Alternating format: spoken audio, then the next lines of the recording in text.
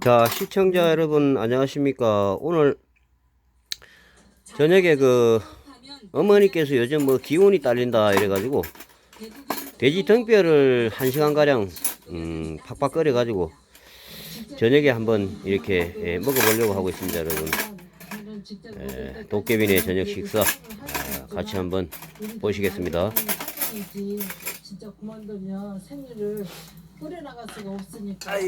전체 취업자 중 절반 이상이 고용보험 보호 밖에 놓여 있습니다. 이렇게 실업급여 사각지대에 놓인 자영업자와 임시직, 특수고용 노동자 등이 실업 상태가 되면 매달 50만 원씩, 길게는 6개월까지 지원하는 방안이 추진됩니다. 저소득층이 지원 대상입니다. 2인 가구는 월소득 145만 원 이하, 3인 가구 188만 원, 4인 가구는 230만 원보다 적으면 직장을 구할 때까지 지원금을 받을 수 있습니다. 실업부조는 경영상 어려움 때문에 문을 닫은 영세 자영업자들을 보호하기 위해서도 반드시 필요한 제도입니다. 민주당과 정부는 내년에 40만 명이 혜택을 볼 수 있고 예산 5천억 원 정도가 들 것으로 예상하고 있습니다. 나아가 2022년까지는 소득 기준을 완화해서 60만 명까지 지원 인원을 늘리고 예산 규모도 더 확대할 계획입니다. 새 제도는 국민취업지원제도라는 이름으로 내일 당정협의를 통해 결정됩니다. 하지만 국회에서 관련법이 통과돼야 하는 데다 최근 나라의 곳간을 푸는 정부 확장적 재정을 놓고 논란이 벌어지는 상황에서 논의 과정이 순탄치 않아 보입니다. KBS 뉴스 김현주입니다. 문재인 대통령이 국회 정상화와 추경안 처리를 다시 한번 당부했습니다. 7번째 요청입니다. 오는 9일 북유럽 순방 전까지 뭔가 돌파구가 뚫리기를 청와대는 기대하고 있습니다. 여야는 6월 국회 정상화를 놓고 아직은 타협점을 찾지는 못하고 있습니다. 보도에 이병도 기자입니다. 6월 들어 처음 열린 대통령 주재 우선 보좌관 회의. 국회 정상화와 추경 처리를 거듭 당부했습니다. 추경안을 낸 지 40일째, 7번째 요청입니다. 언급 분량은 적었지만 메시지는 단호했습니다. 올해 들어 법안 처리를 위한 본회의는 단 3일 열렸을 뿐이고 4월 이후 민생 법안이 단 한 건도 처리되지 못했습니다. 미중 무역 갈등 등 세계 경제 여건이 악화되는 상황, 경제를 걱정할수록 빨리 국회를 열어 추경안을 심사해달라고 했습니다. 경제가 어렵다고 말만 하지 말고 제 역할을 해달라는 주문입니다.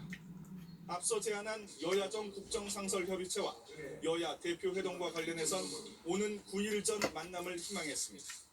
며칠 후면 북유럽 3개국 순방이 예정되어 있습니다.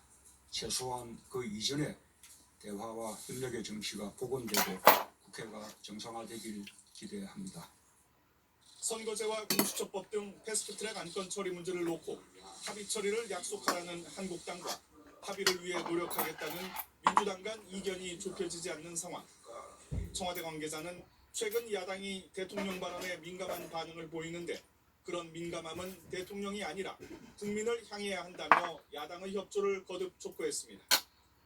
문재인 대통령은 오는 9일 출국해 16일 귀국합니다.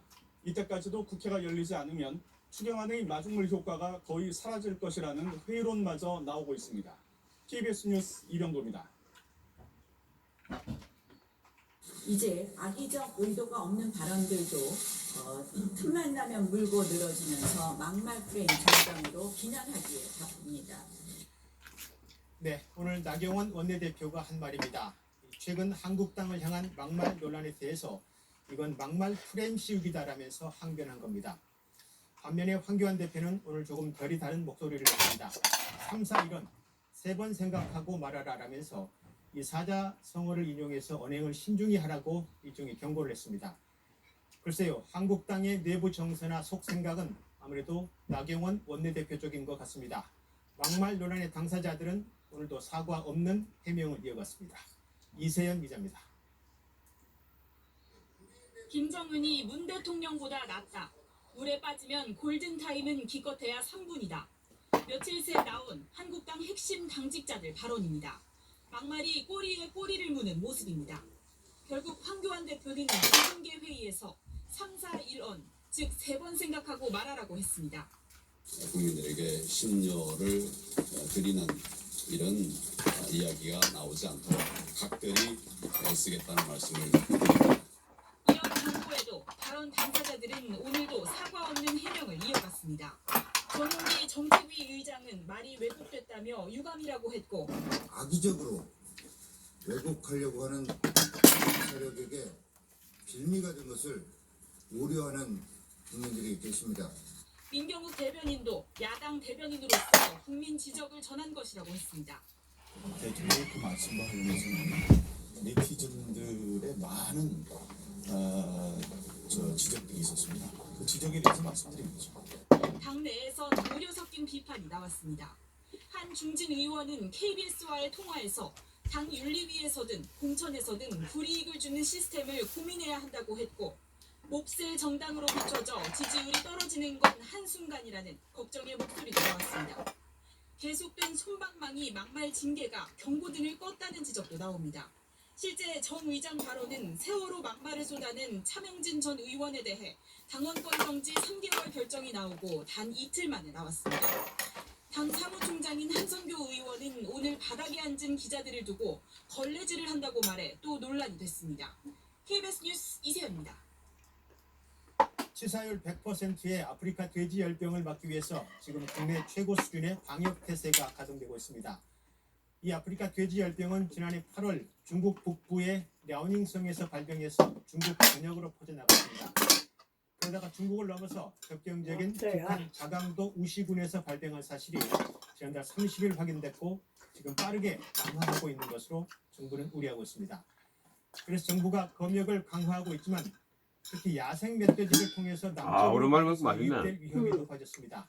KBS 나물팔 걸려서 포가 안 나네. 민통선 마을을 확인했더니 곳곳에서 야생 멧돼지 흔적이 발견돼서 좀 더 강력한 대책이 필요해 보입니다. 황경주 기자의 보도입니다. 민간인의 출입이 엄격히 통제된 민통선 마을. 인적은 드물지만 야생 멧돼지의 흔적은 곳곳에서 발견됩니다. 이렇게 나 있잖아요. 멧돼지 길이. 이 감자밭은 울타리를 꼼꼼히 둘렀는데도 멧돼지의 습격을 막지 못했습니다. 울타리 쳐놨으니까 실제는 울타리 미치거나 아니면 지금 강 옆으로 조그만 이제 동물들이 지나다니는 새길이 났는데 강으로 들어온 것 같아요. 철책까지 뚫고 야산과 마을을 오가는 멧돼지들. 목욕하고 지렁이도 잡아먹고 막 그런 것들이. 논까지 때로 몰려와 헤집어 놓은 흔적도 쉽게 눈에 띕니다. 심지어 찻길 한가운데서도 방치된 멧돼지 사체가 발견됩니다. 민통선 마을 곳곳에서 이렇게 야생 멧돼지가 출몰한 흔적을 쉽게 찾을 수 있습니다. 아프리카 돼지열병 바이러스의 잠복기는 최대 20일 정도. 바이러스를 지닌 야생 멧돼지가 남하할 경우 우리나라도 더 이상 청정지역이 아닐 수 있습니다. 국내 야생 멧돼지 수는 제곱킬로미터당 5.2마리로 최대 수용 한계치에 다다른 수준이어서 더욱 위험합니다.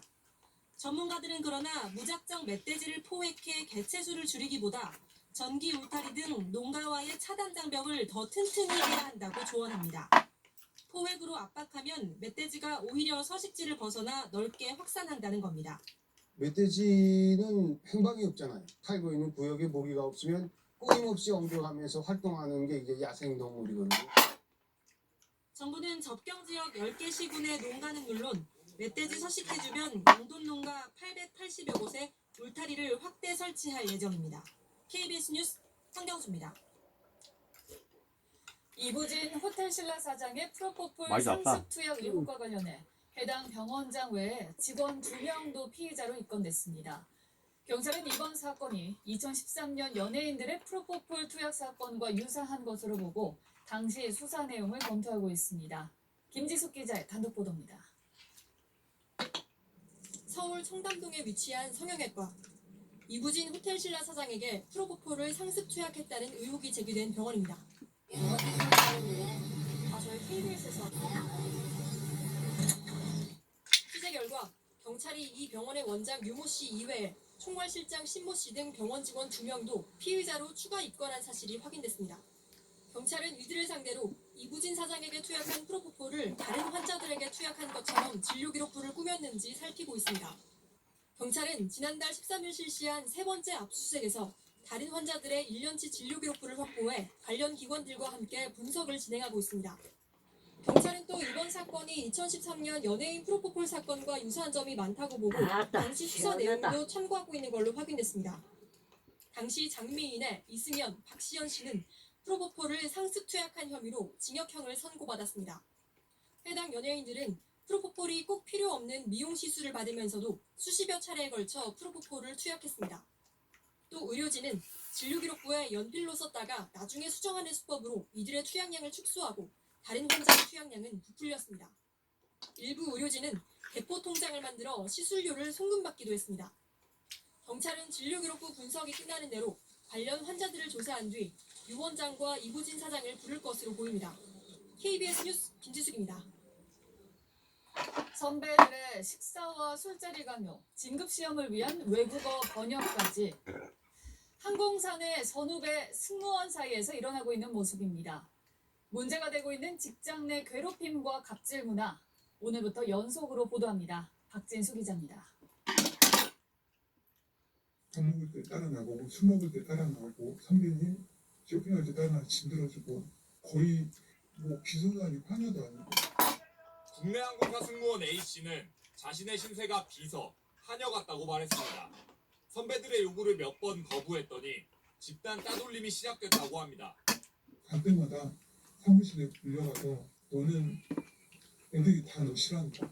선배들도 너 싫어한다. 그걸 저한테 되게 각인을 시켰거든요. 결국 A씨는 공황장애와 우울증 진단을 받았습니다. 정신과를 가봐라 해서 갔는데 가니까 공황장애, 우울증에, 공황증에, 불면증이 너무 심해서 그때는 생각한 게 저 살고 싶다는 생각이 들었어요. 다른 항공사 승무원들도 사정은 크게 다르지 않습니다. 사실 저희들끼리는 3세기가 되거든요. 3세기 다 챙겨줘야 된다 그래서 정말 하나부터 열까지 다 해줘야 되는 거예요. 생일 때 이제 픽업 시간 되면은 호텔에서 수술 모니터 해주거든요. 막내가 다 돌리는 거예요. 심지어 자신의 진급을 위해 후배에게 번역 일을 시키거나 벌을 세우기도 했다고 합니다.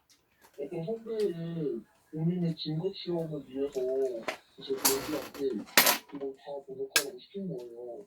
200페이지를. 그렇게 해서 1시간 동안 신발장에다 세워놓고 1대1로 인신 번역을 하셨고요. 이 같은 요구나 지시를 거부하면 인사고과나 업무 배정에서 불이익을 받기 일쑤입니다.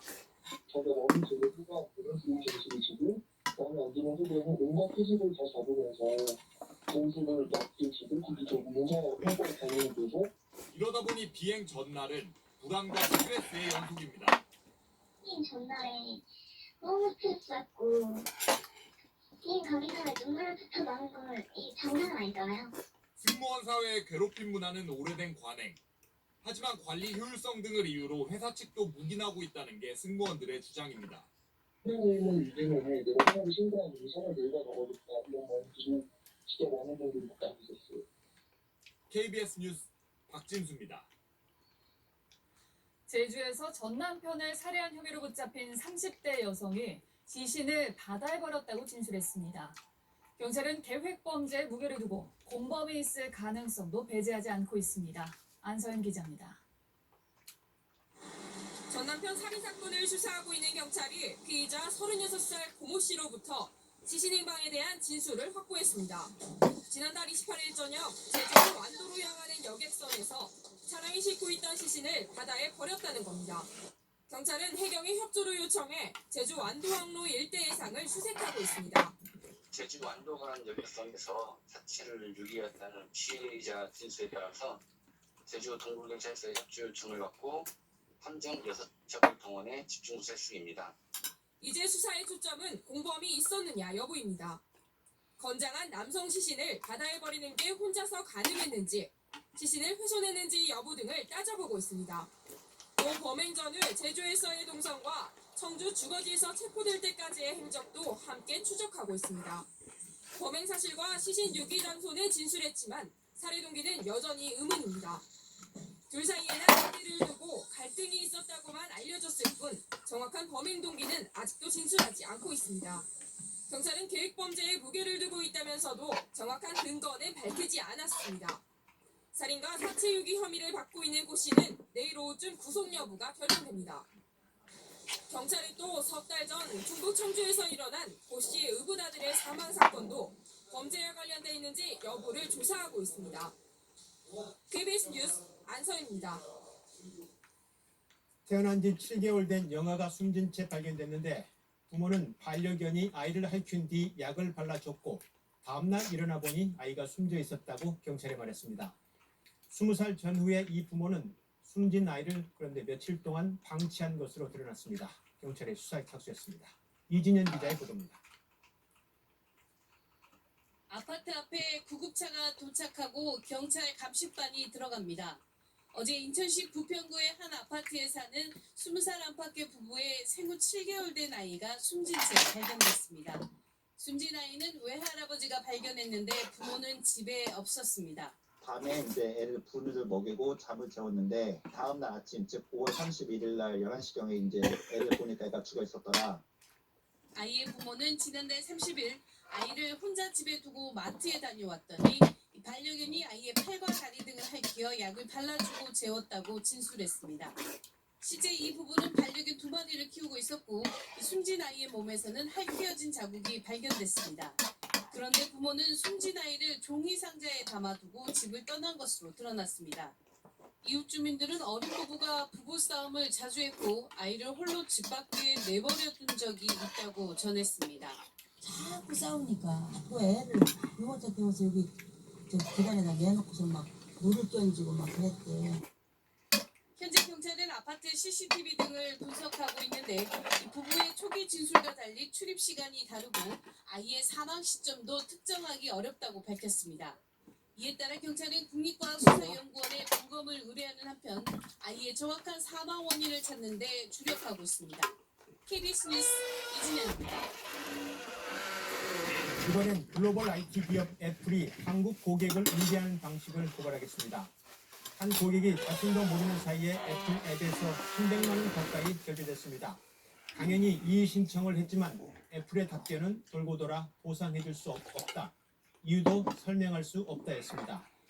고객 한 명의 사례라 하더라도 이건 문제인 거죠. 그러나 꼭 한 명의 사례인 것 같지는 않습니다. 김민철 기자가 취재했습니다. 직장인 전모 씨는 2달 전 카드사로부터 문자 한 통을 받았습니다.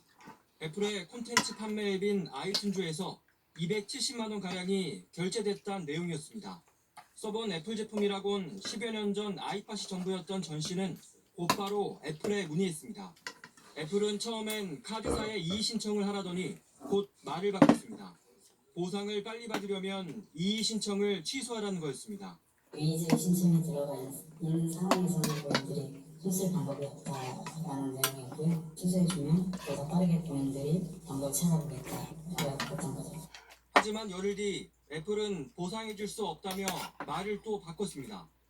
아무리 이유를 물어도 돌아오는 답은 같았습니다. 어떤 상황이 됐더라도 이유를 말씀드릴 수 없다고 제가 본인이 답변을 드렸고요. 내부 정보이기 때문에. 직장인 임모 씨도 석 달 전 누군가 자신의 계정을 도용해 아이튠즈에서 결제한 사실을 알았습니다. 환불은 받았지만 설명은 듣지 못했습니다. 이게 그러면은 애플에 문제는 없다고 생각하세요? 애플에 문제가 없고 이렇게 지금 말씀드리지 않았다고 말씀을 드렸습니다. 사법기관 조사하고 그 결과에 따라서 확인이 필요하다고 말씀을 드렸어요. 해당 카드사들은 애플이 부당 결제로 인한 환불 요구를 거부하는 경우가 지난해 말에 부쩍 늘었다고 전했습니다. 예전 같은 경우는 아이튠즈에서 저희 같은 경우는 자기들이 그냥 처리하는 분위기였다가 어느 순간부터 이 기저부터 이의제기가 들어오기 시작한다고 하더라고요. 이에 대해 애플 측은 별다른 입장을 밝히지 않았습니다. 애플 코리아는 4년 전엔 소비자의 사전 동의 없이 제품을 수리해오다 공정거래위원회의 시정 권고에 따라 약관을 수정한 바 있습니다. KBS 뉴스 김민철입니다. 가짜 임신 진단서를 제출해서 아파트를 특별 공급받은 신혼부부들이 적발됐습니다. 다자녀 부부에게 아파트를 특별 공급하는 제도에서 당첨된 부부의 10%가 이렇게 가짜 임신 진단서를 제출했습니다. 정부는 최근 2년간 당첨자를 전수조사하기로 했습니다. 김수영 기자의 보도입니다. 내년 10월 입주를 앞둔 인천 송도의 한 아파트 단지입니다. 추첨 당시 경쟁률은 123.7. 신혼부부 특별공급 29세대 모집에도 191명이나 몰렸습니다.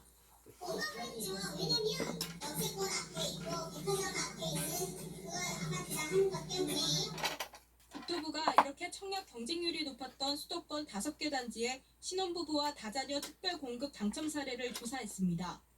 그 결과 임신진단서를 내고 당첨된 83명 중 10%에 가까운 8명이 가짜 임신진단서를 제출한 것으로 드러났습니다. 신혼부부의 경우 자녀가 있으면 1순위, 자녀가 없으면 2순위입니다. 자녀 수가 많을수록 당첨 확률이 높아집니다. 자녀 한 명당 가점이 5점이고 특히 만 6세 미만의 자녀는 추가로 5점이 부여됩니다. 현행법상 입주자 모집 공고의 기준으로 임신 중인 자녀도 자녀 수에 포함하도록 한 걸 악용한 겁니다. 가족관계 등록부에 등록이 되어야 되는 상황인데 이제 그런 부분이 없기 때문에 소명 요구를 했었고 실제 자녀가 없는데 쌍둥이를 임신한 것으로 해서 적발된 신혼부부 8쌍 중 6쌍이 이렇게 받은 아파트 분양권을 프리미엄을 받고 대파한 것으로도 조사됐습니다. 국토부는 이들에 대해 경찰에 수사를 의뢰하는 한편 최근 2년간 분양한 전국 282개 단지의 특별 공급 당첨 사례 3,000건을 전수조사하기로 했습니다. KBS 뉴스 김정입니다.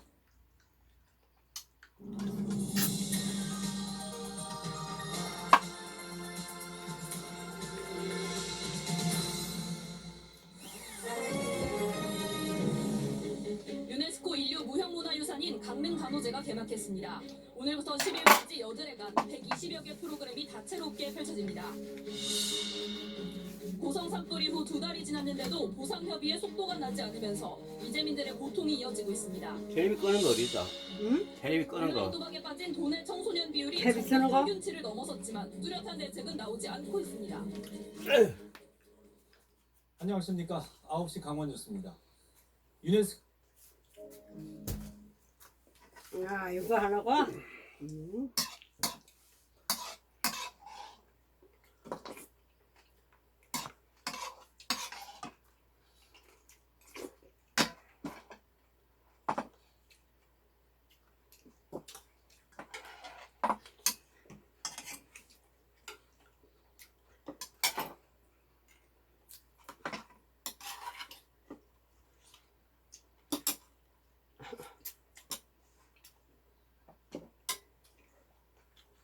배가 됐으면 짬겠다.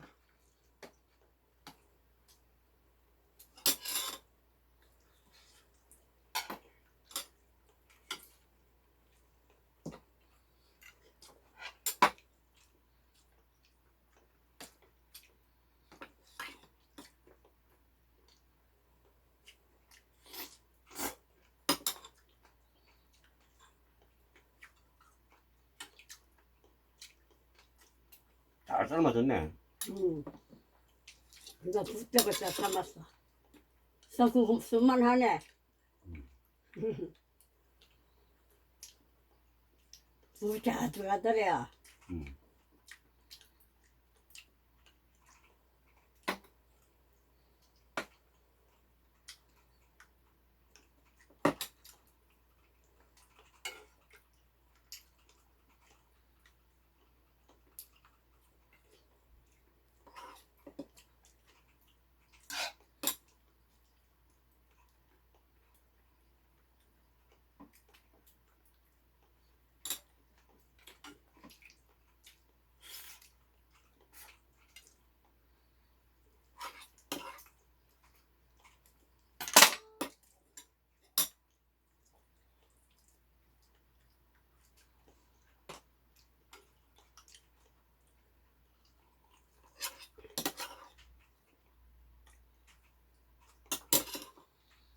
어머 오늘 저녁 많이 먹네. 아, 잘 먹었다.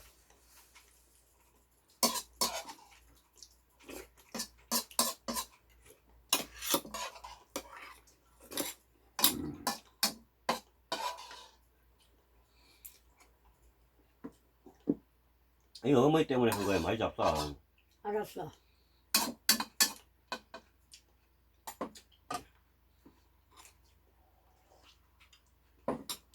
어지럽다 그래가지고.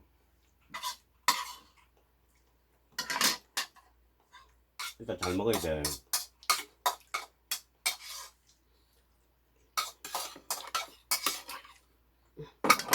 아, 배불러. 아, 정말.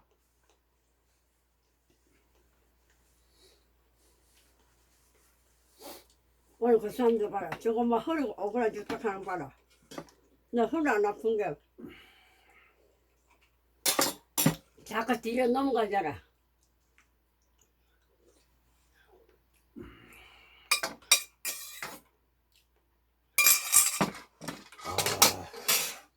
잘 먹자. 맞다, 많이 먹다.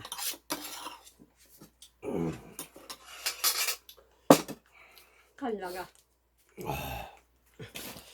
아이고, 실컷 먹었네. 자, 여기서 맺습니다, 여러분. 편한 밤 되시기 바랍니다. 감사합니다.